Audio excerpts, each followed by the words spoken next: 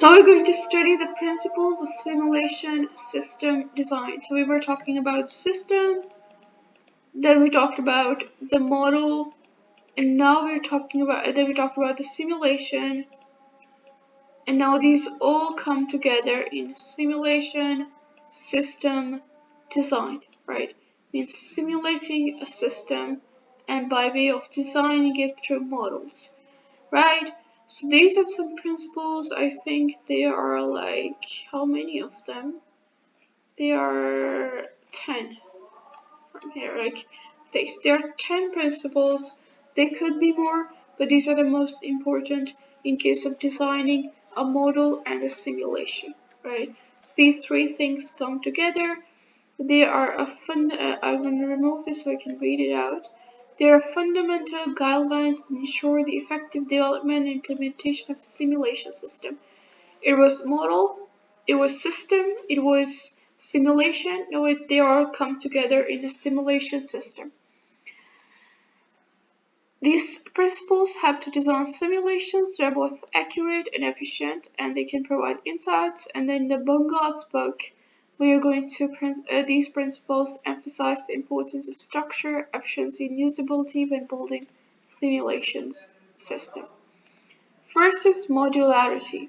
What is modularity? It is a principle that advocates for dividing the simulation system into smaller self-contained components or modules. So modularity, of course, means modules. When we talk about software development cycle, it is always, um, pressured upon that you should always write maintainable code and modules. Everything should have a distinct, identity of it. Every problem should be written in a certain function. This is the same case here, right? There should be every module for every problem or every process or subsystem.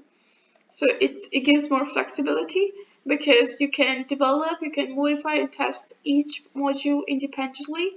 You can have reusability, you can use one module across different simulations, and you can maintain them easily. Of course, when we have things divided, we will only look at the things that have the defect or a problem. We don't need to look at all those things, right? All other things. What am I doing here? Okay. So errors and updates can be confined to specific modules without impacting the entire system. So modularity is the first principle. And I'm going to write it M, so we will make an abbreviation at the last. Then we have abstraction. It involves simplifying the real-world system to focus on its most critical elements while ignoring unnecessary details.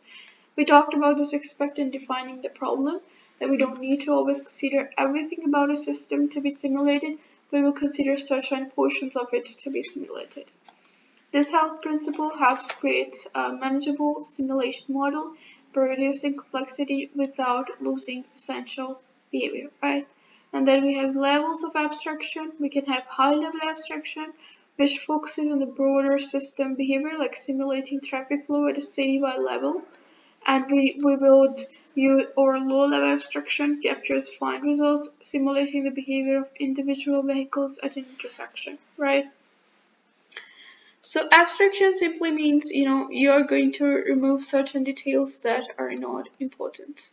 When I talk about the lower level simulation, we are going to talk about the fine details or the more deeper context. I think it's very thin.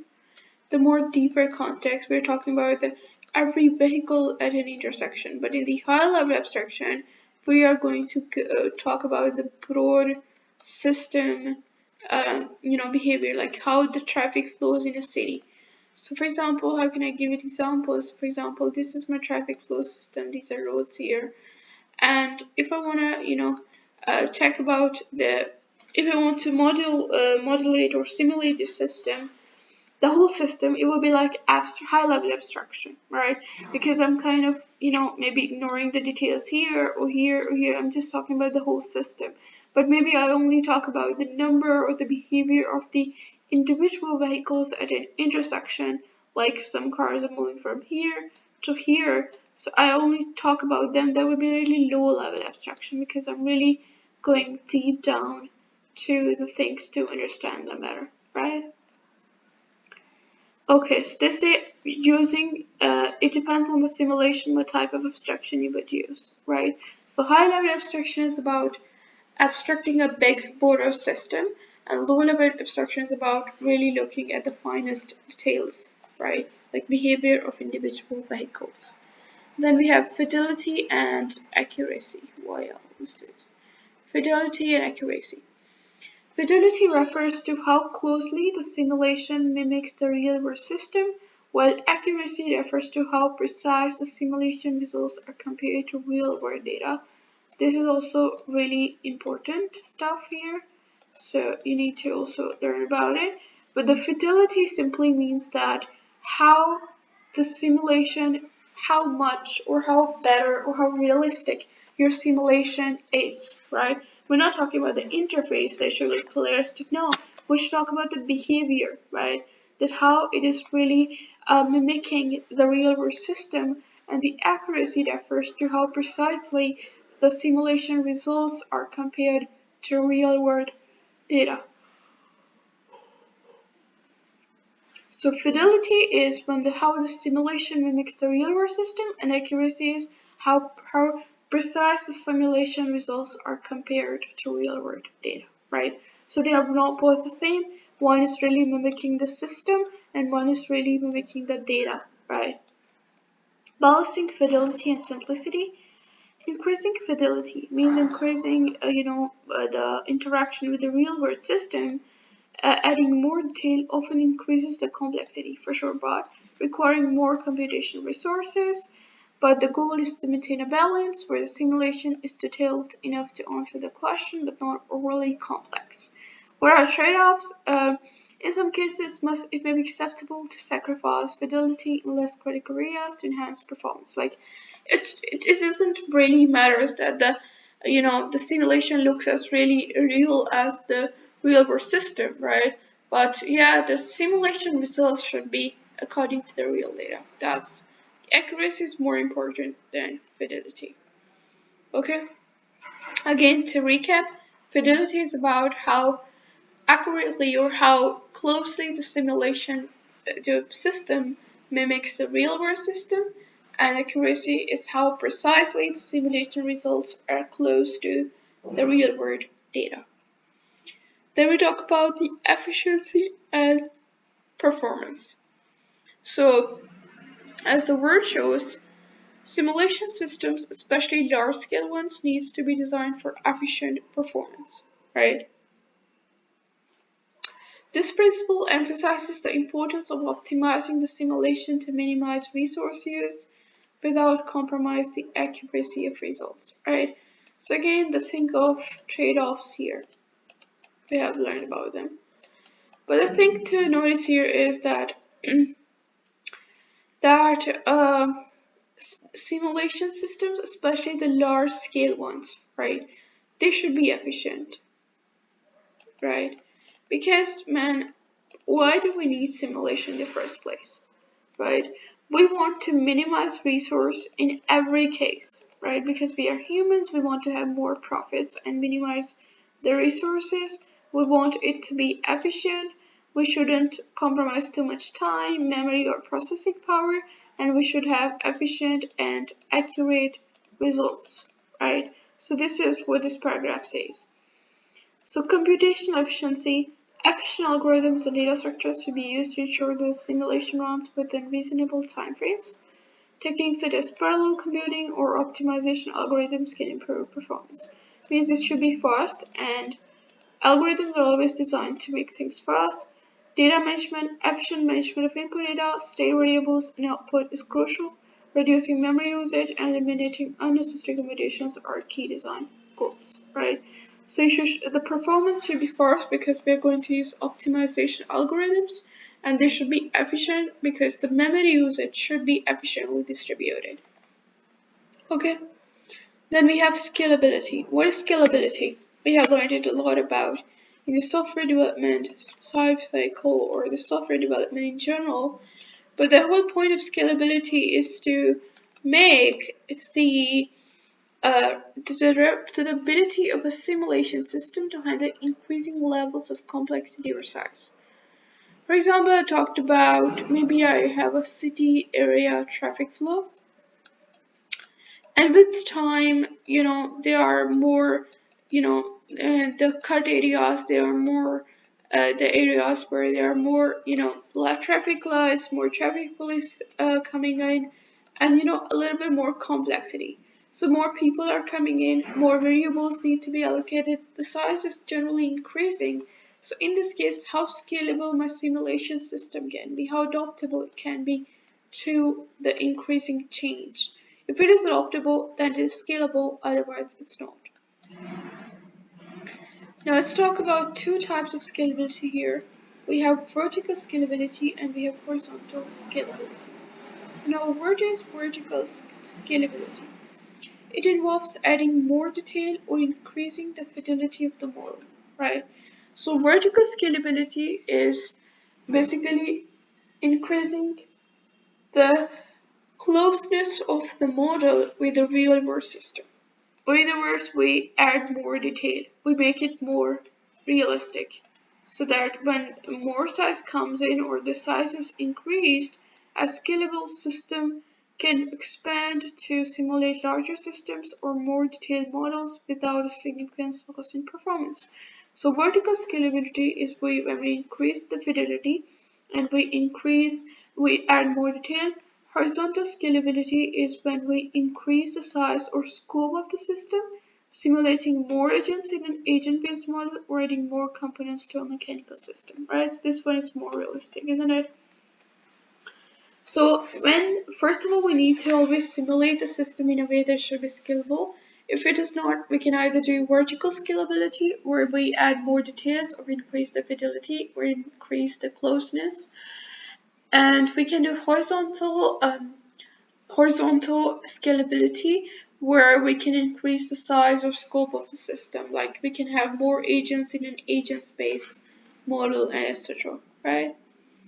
Then we have flexibility, like how flexible it can be adapted or extended to accommodate different scenarios, configurations, or changes in the model. So configurable parameters. The system should allow users to easily modify parameters such as initial conditions, system variables, input data. That's what the whole purpose of simulation was. It was intended for. A traffic simulation system should allow for different rule layouts or traffic volumes and different conditions. Modifiability. The design should allow for the addition of new components or the removal of outdated ones. An environmental simulation might need to model new pollutants or changing climate conditions. So we can understand that how important it is for simulation to be flexible. It should have flexibility for change, and it should have flexibility for allowing to configure parameters in different ways. Then we have interoperability, and I think we have talked about this in terms of the software requirement engineering, but is that the system can interact with other systems basically. It refers to the ability of simulation system to interact with other models, simulations, or systems, right? So coupling models. In some cases, multiple models may need to be integrated to form a larger system, especially in case of autonomous cars, right? There are a lot of models and systems working together. Combining climate models with economic models really important. It's really helps to get more insights. Ensuring these models can communicate. Standards and protocols. Using standard data formats, communication protocols, or interfaces like APIs to ensure the simulation system can interact with other systems effectively. It should have interoperability, and for that, we should ensure that we're using standards to maintain interoperability, right? Again, the usability, I think there were 9 and there were 10 actually. Okay.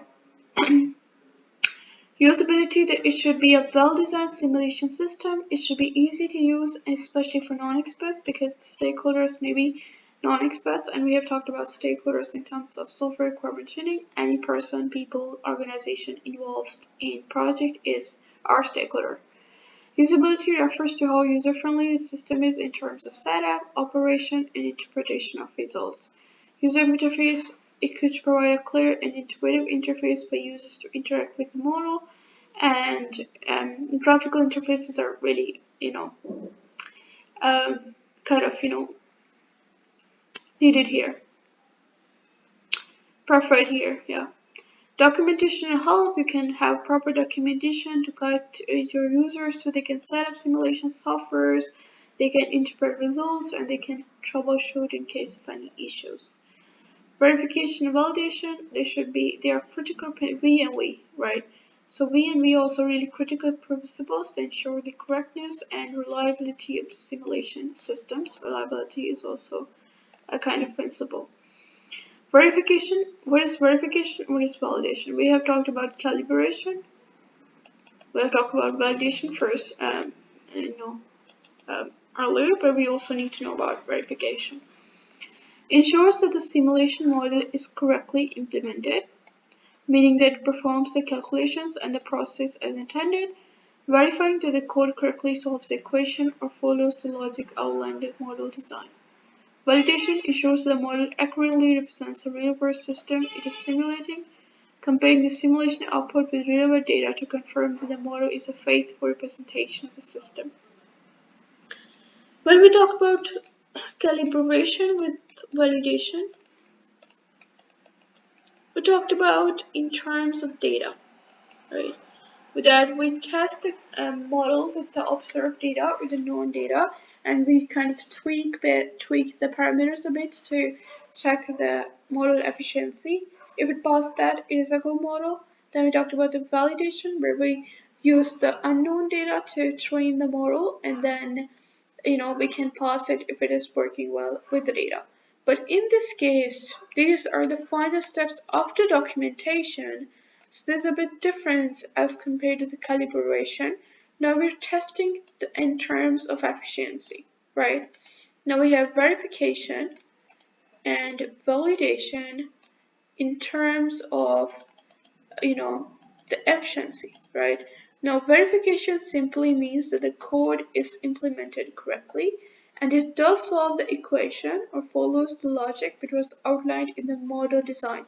Now we have gotten from the design to documentation from design to code to documentation. Now we are at a testing portion of the building simulation system. So the verification is ensuring that the simulation model is correctly implemented, and validation is ensuring that the model correctly represents the real-world system, right? So verification means that it is correctly implemented, and the validation means that it correctly represents the real-world system, right? These two are really, really important. It's always good back to revise them, right? So verification was that the model is correctly implemented, right? This is efficiently implemented. We talked about there should be no memory, extra memory usage, data structures, everything should be perfect. Validation is when we present the real world system accurately, then it is validation, means we have more fidelity or accuracy, right? So validation can be as a combination of fidelity and accuracy, and verification is how better your simulation system is implemented. They are essential for confidence in simulation system. Reproducibility, last one, it is a principle that ensures that others can replicate the simulation results using the same model and parameters. Really, really, really important for students. Actually, if, for example, I really watch some video and I get the idea and get the model or I read some documentation, if as a student I want to explore more, if my professor or some other scientist or some other man did it, I should be able to, because that may invoke some other kind of ideas in me and I want to try them myself. So your model should be reproducible. The principle is vital for scientific research and decision making at TOEIC. This is really important because the studies which exist today can be built upon, can be improved upon by the upcoming generations. So you should have a clear documentation and the results should be consistent. The input going in should produce the same output every time that you put the input in, right? So it should provide consistent results when run under the same conditions multiple times. So these were the 10 principles of the simulation design: modularity, abstraction, fidelity, and accuracy. So A, and then I'm going to write FA as 1 because fidelity and accuracy come together, and then performance and efficiency, so EP, I'm going to write them like this, and then I had scalability, SFIU,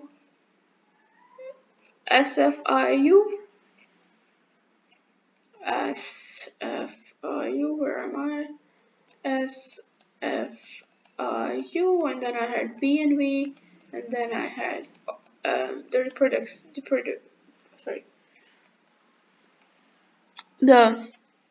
reproducibility. Yeah. So this was the abbreviation. These were really like 10 properties. We had modularity, abstraction, fidelity and accuracy, efficiency and performance, scalability, this was F, this was flexibility, interoperability, usability, validation and verification, and then we had reproducibility. So you can talk about like MA, FA, EP, SFIU, VNV, and R. We can so in the education systems we have like masters of MSc is basically Masters of Science, but MA is simple like I think it's Master of Arts. So you can write MA, and then you can write FA, okay, and then you can write EP. You can just remember it, and SI, FU, and then VNV and R. So I can remember the abbreviation. It is MA, FA, EP, SIFU, VNV, and R, right? So these were the 10 principles that of the simulation, system, and design. In the next one, we are going to learn a little bit about simulation, system, and languages because we have already done a little bit about them. So I will just be going over these, and then we will go over, I think, by these rolling systems. These are also we're going to just go over and kind of do them. They're also like important, not really in the case of simulation, but we're really going to learn more about the models of queuing systems. Really important in the next video. So these are going to be my topics in the next videos, and discrete simulation models. We will also do it. Okay.